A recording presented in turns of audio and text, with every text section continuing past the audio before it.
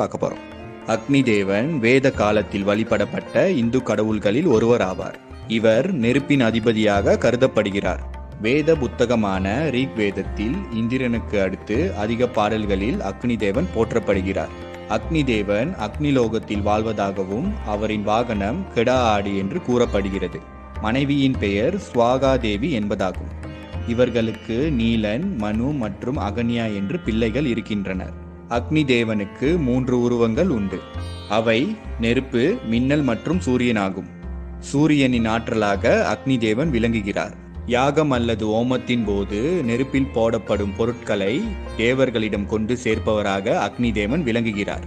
இதனால் அக்னி தேவன் மனிதர்களுக்கும் தேவர்களுக்கும் இடையில் தூதுவராக கருதப்படுகிறார். நெருப்பில் போடப்படும் யாக பொருட்களை தேவர்களிடம் சேர்ப்பதால் இவருக்கு புரோகிதன் என்ற பெயரும் உள்ளது. ஹிந்து மற்றும் புத்த மதத்தில் அக்னி தேவன்